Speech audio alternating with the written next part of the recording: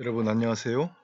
오늘부터 저와 함께 일본의 현대시에 대해서 같이 배워갈 텐데요. 오늘은 그에 앞서서 현대시란 무엇인가, 그리고 어, 일본시는 외국시죠. 외국시인 일본시를 어, 공부함에 있어서 필요한 게 무언가, 이런 것들을 간략하게 말씀드려 보겠습니다. 그러니까 오늘은 개관에 해당되는 시간입니다. 어, 어, 이, 이 공부를 하는 대상은요, 어, 일문과 전공 3, 4학년 이상이 대상입니다. 그러니까 일본어에 대한 기본적인 실력이 없는 학생들은 많이 어려울 거라고 생각합니다. 그렇게 이해해 주시고, 그러면 오늘 공부를 시작하겠습니다. 어, 여러분, 시라고 하는 것에 대해서 많이 들어보셨죠? 시는 무엇입니까? 같이 한번 생각해 보도록 하겠습니다. 시는요, 일본 말로는 시라고도 하고 우타라고도 또 읽습니다. 시는 문자의 형태로 기록된 순수한 말입니다. 뭐 여러 가지 정의가 있을 수 있지만 이렇게 말할 수 있습니다. 중요한 거는 문자로 이렇게 기록되었다는 이 부분이고요. 또 하나는 리듬이 있다, 운율이 있다라고 하는 것입니다. 시는 산문과 달리 리듬이 있습니다. 그러니까 다른 말로 하면 리듬이 없는 것은 시가 아니다, 이렇게 말할 수가 있죠. 언뜻 보기에는 전혀 리듬감이 느껴지지 않는 그러한 산문시라고 하는 것이 있습니다. 이런 것도 자세히 들여다보면 일정한 리듬을 갖고 있는 것을 알 수 있습니다. 그러므로 시가 되기 위해서는 리듬이 있어야 된다, 운율이 있어야 된다. 시가 무엇인가? 여러분 뭐 잘 알고 계시지만 간략히 한번 생각해 봤습니다. 그러면 이 시를 좀 더 다른 차원에서 한번 생각을 해보겠습니다. 시는요, 해석하는 것이 아니라 받아들이는 것입니다. 우리는 그 시에 대해서 읽고 이해해야 하는 것이다 라고 하는 강박관념이 있습니다. 그래서 그 시를 읽고 이해가 안 갈 경우에는 여러분 어떻게 합니까? 그 해설을 보죠. 해설을 통해서 각 연과 각 행에 사용된 기법, 그리고 다양한 비유를 이해하게 되고요. 그리고 나서 이제 시인이 전하고자 한 그 깊은 그 시의 뜻을 이해하게 되는 경우가 있습니다. 하지만 시를 이해한다고 하는 것과 시인이 의도한 바를 이해하는 것과는 다른 말입니다. 무언가를 좋아하게 되거나 그 매력에 끌리게 되는 경우를 여러분 한번 생각해 보십시오. 좋아하는 대상이 나에게 무슨 의미가 있는지, 그리고 그 대상을 어떻게 분석하고 해석해야 하는지 고민합니까? 그렇지 않습니다. 단지 멋있고 좋고 마음이 끌리고 그뿐이죠. 시도 이와 같아서 시와의 좋은 만남을 갖고 그 매력을 느끼는 것이 아주 중요합니다. 그 시를 쓴 시인의 성장 배경이나 사상, 그리고 그 시와 관련된 어떤 정보가 없다 하더라도요, 모든 것을 떠나서 눈앞에 있는 그 시 자체와 하나의 대상으로서의 만남을 가지는 것이 중요하죠. 시가 활자화되어서 책에 적혀 있긴 하지만 하나의 살아있는 대상이다, 이렇게 인식하는 것이 중요합니다. 제가 하는 예를 한번 들어보죠. 초등학교에 다니는 어느 아이가 해가 바뀌어서 3학년이 되었습니다. 이때만 되어도 좋아하는 애, 싫어하는 애가 어느 정도 분명한 것 같은데요. 그래서 누구누구와 짝꿍이 되기를 원하기도 하고 누구와는 또 거리를 두고 싶기도 하죠. 하지만 가장 설레는 것은 처음 본 낯선 친구들일 것입니다. 모두 서먹서먹한 가운데 조금씩 친해지다 보면 금세 경계가 풀리고 또 그 아이의 존재를 받아들이게 되고 친하게 되죠. 물론 이러한 과정이 시간이 걸릴 수도 있지만 아이들의 경우는 어른들보다 더 순수하기 때문에 낯선 아이라고 하더라도 쉽게 받아들이는 경향이 있습니다. 이렇듯 시도 설렘을 갖고 좋은 친구를 만나고 알아가듯 대해야 하는 것이죠. 초등학교 때는 학교 가도 친구, 또 다녀와도 친구, 그렇지 않습니까? 하루 종일 만나고 헤어질 때도 아쉬움을 갖고 헤어집니다. 그리고 다음날 만나면 또 기쁨으로 서로 같이 지내게 되죠. 이렇듯 시도 좋은 친구를 만나는 감각으로 대하면 좋겠습니다. 하지만 친구라 하더라도 자신과 맞지 않는 친구가 있죠. 불편한 친구가 있습니다. 오랜 시간을 같이 해도 친해지지 않는 친구도 있고 그렇습니다. 그런 친구들과는 그렇게 거리를 두고 지내면 되지 않겠습니까? 친해진 친구는 더욱 친해지면 되고 또 여러 친구들을 만나면서 마음에 맞는 친구를 또 찾아가면 됩니다. 시를 만나고 받아들이는 과정도 이렇게 친구를 만나고 받아들이고 알아가는 그런 과정이 아닌가. 그러니까 시가 하나의 그러한 대상, 살아있는 인격체까지는 아니더라도 그러한 살아있는 것이다. 친구와도 같은 것이다. 이런 인식을 가지고 시를 대하면 좋습니다. 그러면 어떻게 시를 감상해야 되는가 한번 생각해 보도록 하겠습니다. 일단은요, 여러분 앞서서도 말씀드렸지만 시를 해석한다 하고 하는 그런 생각을 우선 있는 게 좋습니다. 시를 읽고 해석하거나 또 어떤 가치 판단을 하기보다 한 절 한 절 읽어가다가 좋아하는 단어 그리고 좋아하는 표현을 만나면 그것을 반복해서 읽으면 좋습니다. 좋은 친구를 만나면 또 친한 친구를 만나면 계속해서 만나게 되죠. 그렇듯이 좋아하는 구절이나 표현을 계속해서 반복해서 읽으면 좋습니다. 그런데요, 우리들은 보통 남들의 눈치를 보기 쉽습니다. 내가 이것을 이렇게 읽었는데 맞게 읽었나? 내가 이 시를 이렇게 읽는데 다른 사람들이 틀렸다고 하면 어떡하지? 이런 생각을 하기 쉽죠.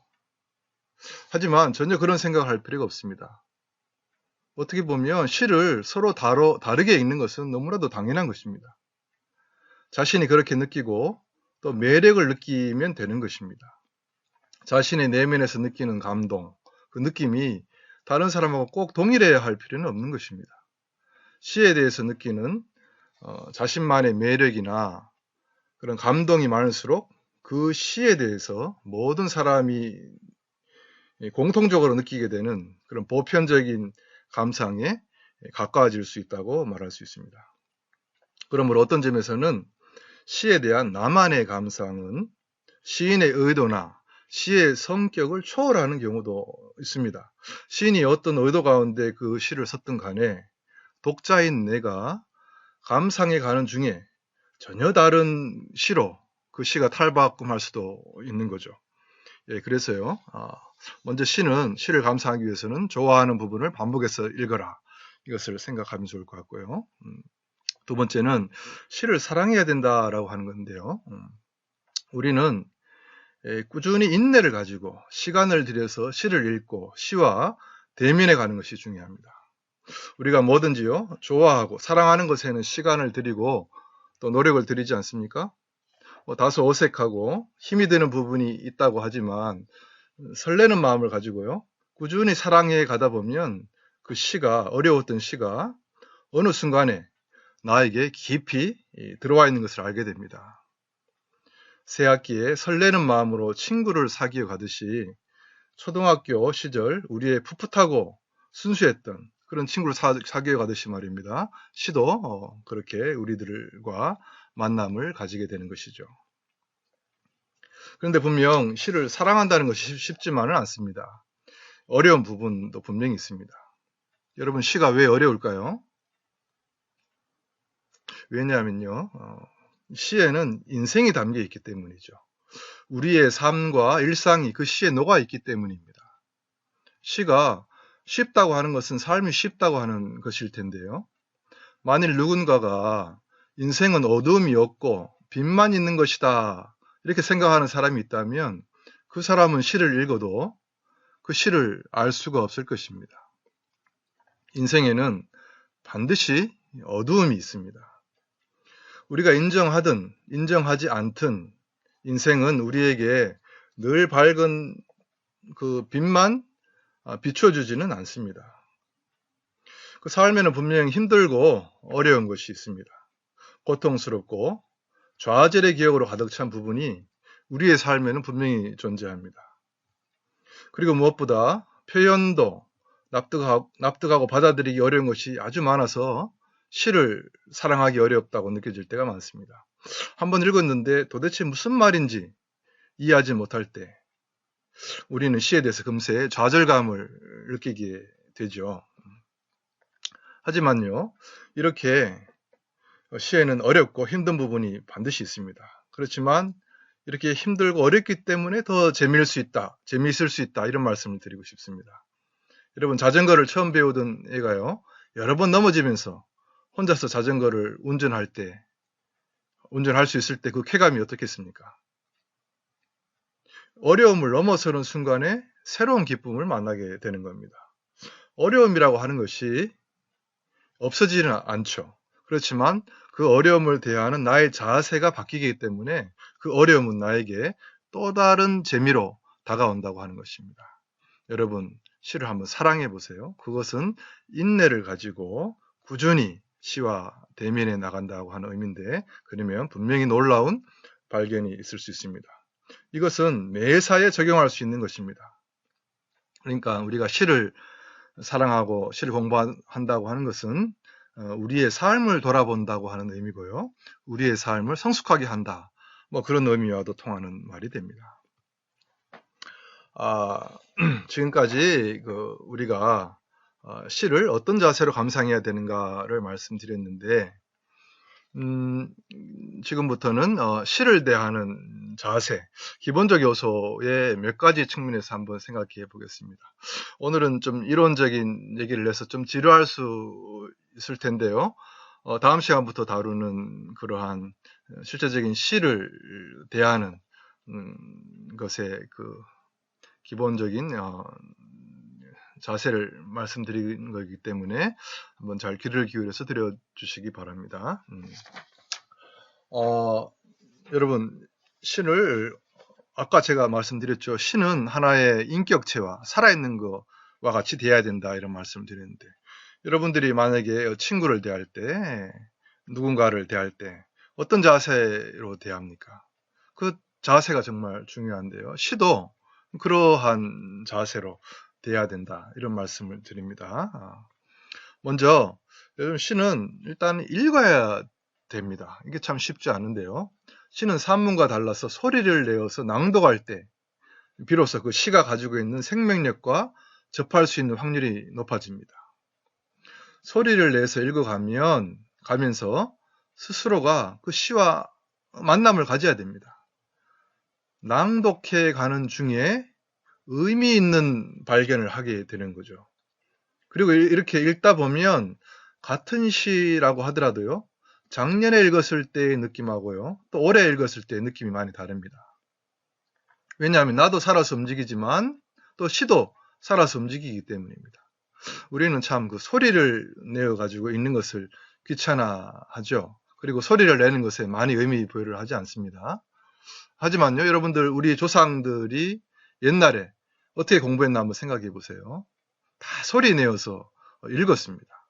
소리를 내어서 읽을 때 그 내용이요, 나의 마음에서 다시 살아나고 또 여러 가지 새로운 그 느낌으로 다가옵니다.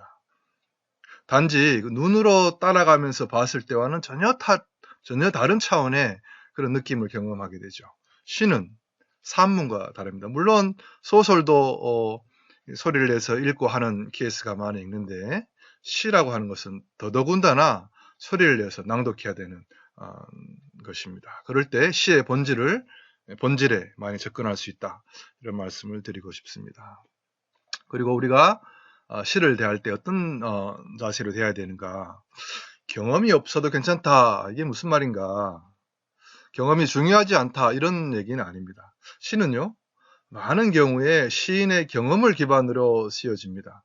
예를 들면 여러분 한번 들어보세요. 사랑은 달콤한 솜사탕과 같다라고 했을 때 우선 솜사탕이 달콤하다라고 하는 그 먹어보지 않은 사람 그리고 사랑을 해보지 않은 사람이 있다면 이 말을 이해하겠습니까? 그렇지 않죠. 그러므로 우리는 인생에 많은 경험을 하게 되면 또 그만큼 시를 읽는 데 있어서 공감하고 이해의 폭이 넓어지는 경우가 있는 것은 분명합니다. 하지만 반드시 그렇지만은 않다라고 하는 것이 또 중요하죠.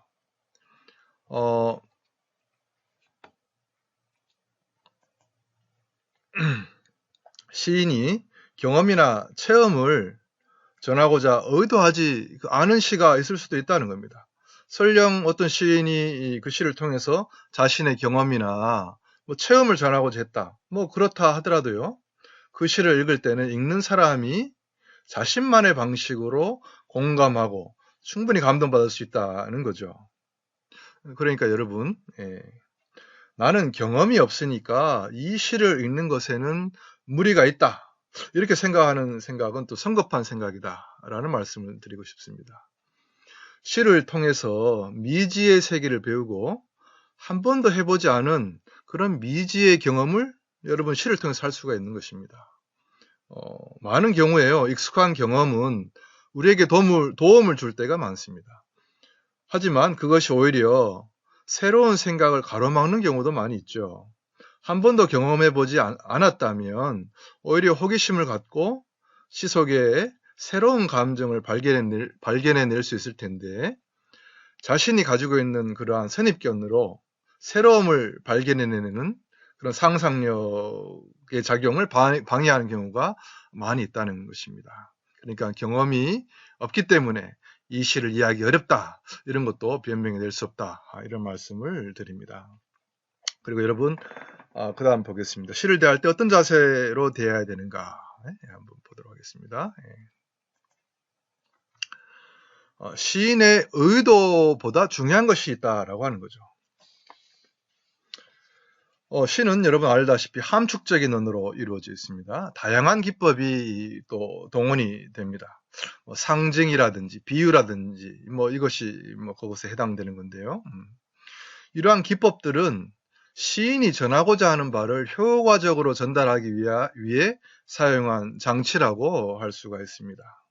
하지만 이러한 비유나 상징 등에 매몰되어서 시를 시인의 입장에서 해석하려고 한다면 시는 점점 더 미궁으로 빠지는 경우가 많이 있습니다. 시인이 무엇을 전하고자 했는가 하는 경우도 있지만 어떤 경우에 시는 단지 언어의 아름다움을 표현한 것에 중점을 둔 것일 수도 있고요. 또 그러니까 시인이 어떤 의도를 갖지 않고 그 시 자체를 의도성 없이 쓴 시도 많이 있다는 말이죠. 무엇인가 전하고자 하는 내용이 있고 그것을 시가 표현했다고 생각하면 이해하기가 참 어렵습니다. 왜냐하면 도대체 시인이 뭘 말하고자 했을까 이런 식으로 접근하면 이해하기 어려운 시가 많다는 얘긴데요. 그러니까 먼저 시는 시인의 전달 의도보다 시적 표현이 먼저 존재한다. 이렇게 이해하면 좋을 것 같습니다. 시적 표현이 존재하고 결과적으로 무언가가 그것에 의해서 전달되어진다라고 생각하면 우리가 집중해서 시를 감상할 수가 있습니다. 그러므로 시에 어떤 기법이 어려운 기법이 동원되어서 그 시를 읽으려고 할 때 지나치게 시인의 의도에 집중하지 말고 그 시에서 사용된 단어의 아름다움이라든지 또 단어의 배열, 조화, 표현, 느낌 이런 것들에요. 관심을 갖고 시를 읽으면 더 좋지 않을까 이런 생각을 합니다. 그러니까 그 다음은요. 시의 의미가 중요한 것은 아니다. 이런 말씀을 드리고 싶습니다. 물론 의미가 전혀 중요하지 않은 건 아닌데 너무 시의 의미만을 생각해서 우리가 시에 좌절하는 경우가 많다.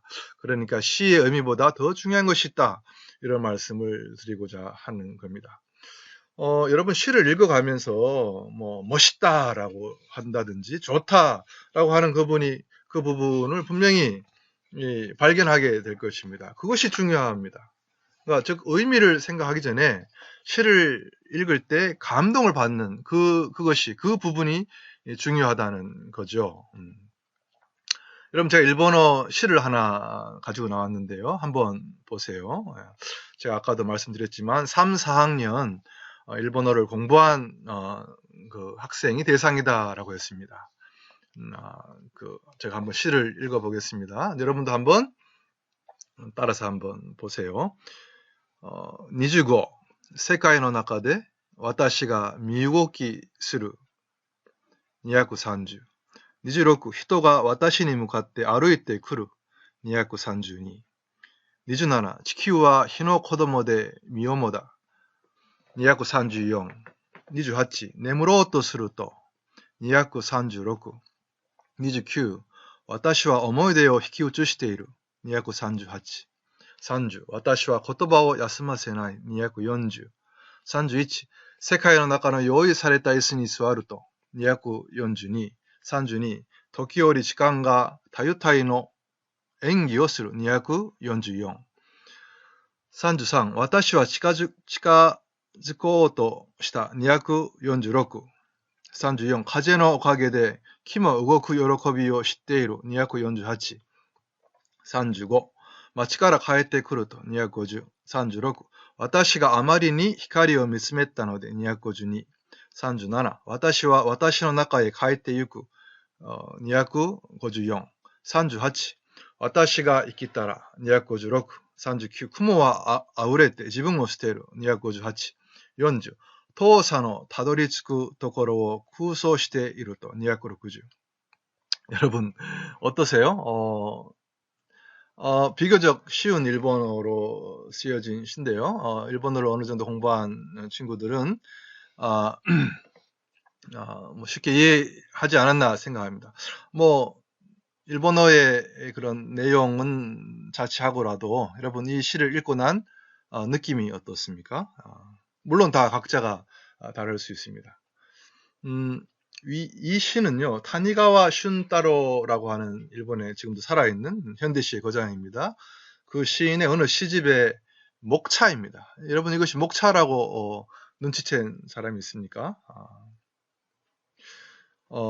근데요, 와타나베 토시코라고 하는 현대 여성 시인이 있는데, 이 여성 시인이 학창 시절에 이 부분을 처음 보았을 때 이것이 목차인지 전혀 몰랐다고 합니다. 시집에 가장 처음에 나오는 이 목차 부분을 목차가 아니라 이것은 하나의 시다 이렇게 받아들인 거죠. 그러니까 학창 시절이었기 때문에 이 시가 의미하는 바를 깊이 몰랐다고 합니다. 앞에 숫자도 있고 뒤에 숫자도 있고 이 의미를 이해한다는 것은 지금도 그죠? 지금 이렇게 봐도 전체적인 조화로운 의미를 이해하기는 쉽지 않습니다. 근데 와타나베 토시코라고 하는 분이 학창 시절에 의미가 뭔지를 몰랐다. 그런데 이걸 읽는 순간에 어떠한 감동이 있었다라고 합니다. 그리고 이 분의 마음속에 큰 어떤 울림을 준 시가 이 시였다고 합니다. 왜 그랬는지는 설명하기 어렵을 수 있지만 읽는 그 순간에 감동이 되었다. 그 감동이 중요하다는 거죠. 이 제목의 앞뒤에 적힌 숫자가 무슨 의미인지도 몰랐고, 그렇지만 전체로 볼 때 뭔가 모양이 그럴듯해 보일 수도 있습니다. 근데요, 우리가 이게 시가 아니라 이게 하나의 목차다라고 하고 인식하는 그 순간에 시는 감동이 많이 퇴색된다 라고 하는 말을 이 시인은 합니다. 목차라고 하는 사실을 인식하기 전에는 그렇지 않았는데 이것이 목차라고 하는 것을 인식하는 순간에 목차라고 하는 것에 의미를 부여하는 그 순간에 시도 없어지고 또 감동도 없어진다라고 하는 거죠. 무엇인지 모르지만 느꼈던 그 감동이 사라져 버리는 것은 일정한 그 틀을 가지고 그 시를 재단하고 규명하려고 했기 때문인 거죠. 여러분, 의미라고 하는 것은 우리들에게 명쾌함을 줄 수는 있습니다. 그렇지만 이것이 목차다라고 하는 의미를 알 때, 이 목차구나, 의미를 이해하고 그렇구나, 우리 명쾌함을 줄 수 있죠. 그렇지만 그 순간에 그 의미가 어떤 그 틀에 의해서 규정되어서 우리에게 알려졌을 때 우리에게 자유로운 상상력을 앗아간다라고 하는 거죠. 시는요, 자유롭게 읽어야 됩니다. 시인이 전하고자 했던 그 바에 구속될 필요도 없고, 예? 예. 여기 보면 앞에 번호들이 있고 또 뒤에 번호들이 있고 아주 뭐라고 할까요? 전위적으로, 아방가르드적으로 느껴질 수 있습니다. 우리 이상의 시 여러분 알지만 상당히 기호학적으로 쓰여서 그죠? 시각적으로도 상당히 난해하게 복잡하게 느껴지는 이상의 시를 기억할 겁니다. 약간 비슷한 느낌이 들 수도 있는데요. 하여튼 이것이 의미는 모릅니다. 그렇지만 뭔가 멋있는 것 같고, 근데 쭉 읽어보면 내용이 연결될 듯 하면서도 연결되지 않고, 그렇지만 이 단어가 또 아주 우리에게 주는 의미가 있습니다. 예? 보세요. 마치카라 카에테 쿠르토 와타시가 아마리니 히카리오 미스메타노데 와타시노 나카에 카에테 있고. 그러니까 그 거리에서 돌아왔는데 내가 너무나도 그 빛을 응시했기 때문에 나는 나의 속으로 돌아간다. 와타시와 와타시노 나카에 카에테 있고.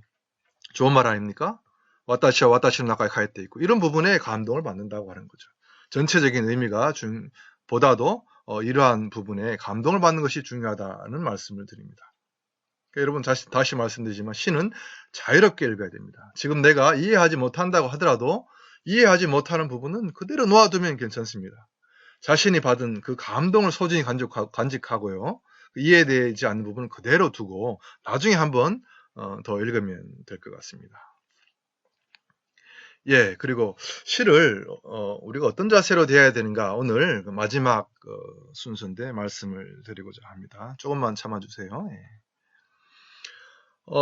여태까지는 우리가 일반적인 시에 대해서 한번 생각해 봤는데 우리가 앞으로 살펴볼 시는 일본어 시죠. 예? 예. 그러니까 그 일본어 시를 어떻게 대해야 되는가 잠깐 한번 생각해 보겠습니다. 제가 말씀드리고 싶은 것은 일본어 단어에 신경을 빼앗기면은요, 그 시 자체에 집중할 수 없다는 겁니다. 외국어로서의 시인데요. 일본어가 외국어 아닙니까? 외국어로서의 시를 대할 때, 여러분, 아까도 말씀드린 것처럼 그 시의 해석을 지향해서는 안 된다는 거죠. 이 시를 해독해야겠다, 이런 자세에, 예를 들면, 이 시가 역사적으로 어떤 위치에 있고, 의미는 무엇이고, 배경은 뭐고, 시는 어떤 사상을 가졌고, 이런 거도 뭐 중요하지 않다는 거 아닌데, 그보다 더 중요한 게 있다고 하는 거죠. 예? 그러니까, 기본적으로, 앞에서 말씀드린 것처럼, 일본어 시를 읽을 때도 그러한 그 시를 해석하려고 하는 자세보다 시를 느끼고 공감하고 받아들이는 설레이는 그런 마음으로 낯선 친구를 이해하고 받아들이는 그런 자세로 시를 대해라, 이런 말씀을 드리고 싶습니다. 너무나 상식적인 말이지만요, 일본어 실력이 부족하면 좋은 일본 시를 감상할 기회가 그만큼 줄어든다고 하는 것은 확실합니다. 일본 시를 읽기 위해서는 적어도 쓰여진 시를 읽을 때 한국말을 읽을 때와 같이 자신의 마음에 그 이미지가 그려져야 합니다. 단어의 뜻을 모른다면 이 작업이 가능하지 않겠죠. 그런데요, 요즘은 뭐 번역기도 있고 사전도 있고 해서 일본말을 우리말로 바꾸는 그 작업은 그다지 어렵다고 생각하지 않습니다. 많은 시들은 이러한 사전을 의존하거나 번역기를 의존하는 그 작업만으로 우리말과 같은 차원에서 일본 시를 감상할 수가 있습니다. 하지만 사전적 정의만으로는 이해하기 어려운 단어나 표현도 있습니다. 일본에 대한 그 문화적 배경이나 감각을 필요로 하는 것들이 있다는 거죠. 일본 사람이라면 쉽게 이해할 수 있는 그 말을 우리는 외국인이기 때문에 이해하기 어려운 그런 것이 있을 수가 있습니다. 그렇다고 해도 시가 다루고 있는 인간의 그런 보편적인 심성, 마음이나 일상의 삶에 대한 소재는 동일하죠. 그렇기 때문에 몇 개의 그 모르는 단어가 시에 대한 감동을 크게 반감시키지는 않습니다. 근데 반대로 그 몇 개의 모르는 단어가 전체 시의 아주 중요한 부분을 이해하는데 그 영향을 미칠 수도 있습니다. 나중에 시를 살펴보면서 말씀드리고요. 그러니까 여러분 끈기와 인내를 가지고 일본 시를 대해가면 새로운 발견이 있을 것입니다. 좋은 부분을 반복해서 보고 읽다 보면 일본어의 그 리듬이라든지 그 표현의 어떤 아름다움, 일본어의 아름다움, 특징 이런 것들을 새롭게 배우게 되는 겁니다. 한 나라의 언어를 공부하는 방법이 여러 가지 있는데 시를 통해서 하는 언어 학습은 최상의 학습법이라고 저는 생각합니다. 그 나라의 정서와 생각을 아름다운 그리고 정제된 일본어로 표현된 이 일본어 시는요, 일본어를 공부하는 그런 학생들에 있어서 최상의 일본어 학습법이고 일본어의 본질에 다가서는 지름길이다 이렇게 생각합니다. 네, 여러분 오늘 들어주셔서 고맙고 다음 시간부터는 구체적으로 일본 시를 하나하나 살펴보면서 공부해 가도록 하겠습니다. 예, 고맙습니다. 수고하셨습니다.